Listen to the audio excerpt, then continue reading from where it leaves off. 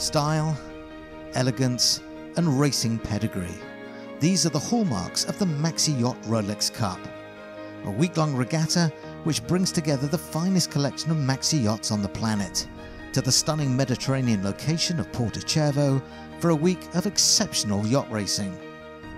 A record 52 Maxis are in attendance and have been divided into 7 distinct race classes according to size and performance.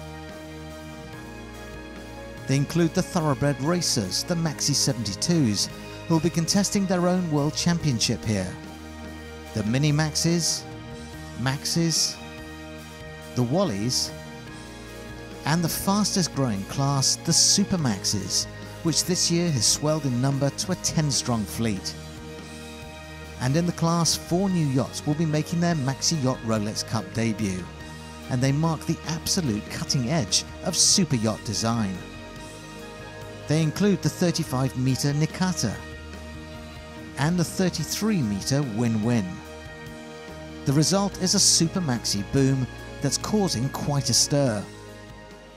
What's good about the Super Maxi class is we're seeing newer boats, very manoeuvrable, and the power and the speed, and they get up and go, and in a way that we didn't used to see 15 years ago, 20 years ago. The main reason why you see these boats coming up at the moment is that there has been some development in the way they're equipped, they are built, the sail areas, and they have a much higher performance than the boats of the last generation. I think there's a new generation of owners coming in and seeing that racing these extraordinary super yachts really is turning into a discipline all of its own. Now we see an advancement of materials, of modern materials, so you can actually have a very nimble boat between 100 and 120 foot, and this is the fastest growing class. The Super Maxi boom has been in part thanks to the radical advances in their design. Yacht designers whose expertise has been in racing are now bringing that know-how to the luxury market, creating a new hybrid yacht that blends high performance with extreme comfort.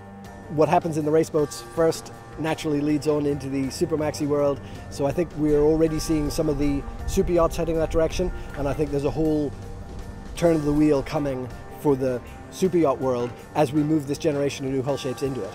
No, I think Nikata is a very good example of basically what you can have as a, let's say, very, very nice cruising boat, but at the same time have the option to do a few races and a few race series. I think that was the intention of the owner. Basically, don't make any compromise.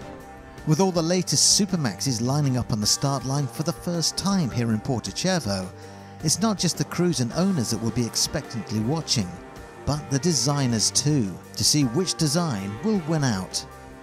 The reason why we're here is because we want to see how they perform and how they perform relative to the other boats, of course. We have seen them racing also in other events, but this is one of the, let's say, one of the most challenging areas to race a boat, and to race these kind of boats with the coastal races and the conditions that you might expect here. So it's for us, we can learn a lot here. At the end of the first day, it is the appropriately named Win-Win who steals an early lead in the Super Maxi class ahead of Nikata. But with 4 more days of exciting racing ahead, it's still anyone's regatta. Join us again for more action and updates from the Maxi Yacht Rolex Cup 2016.